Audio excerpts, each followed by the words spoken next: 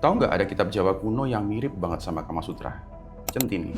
Nah, kitab ini disusun atas perintah Pangeran Adipati Anom yang kemudian menjadi Sunan Pakubuwono V. Naskah ini memuat 12 jilid dengan total 724 pupuh atau tembang. Karya sastra Jawa ini berisi kumpulan lengkap berbagai aspek kehidupan, mulai dari agama, kebatinan, adat istiadat, filsafat, kuliner, hingga seksualitas. Kitab ini ditulis dalam bentuk tembang macapat oleh para pujangga keraton Surakarta sekitar tahun 1814 Masehi ya. Contoh dalam Centini II, Pupuh Asmaradana diuraikan dengan gamblang soal ulah asmara yang berhubungan dengan lokasi genital yang sensitif dalam kaitan dengan permainan seks. Misalnya, cara membuka atau mempercepat orgasme bagi perempuan ya, serta bagaimana caranya agar supaya para pria itu tidak cepat ejakulasi.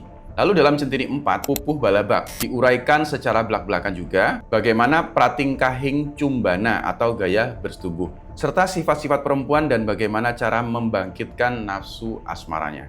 Terungkap juga dari kitab Centini ini, ternyata perempuan Jawa itu tidak selamanya bersikap lugu. Sebagaimana pandangan Jawa yang selama ini kita tahu bahwa orang Jawa itu manut-manut gitu ya. Ternyata mereka juga memiliki kebebasan yang sama dalam berseksualitas ya. Nah, kitab ini bukan hanya sekedar kumpulan catatan ya. Kitab ini tuh memuat petualangan, pelajaran hidup, dan gambaran lengkap atau kebiasaan masyarakat Jawa tempo dulu, serta memuat ajaran spiritualitas tasawuf dalam bentuk seksualitas ya. Nah, gimana menurut kamu kitab ini? Sudah pernah baca? Komen ya.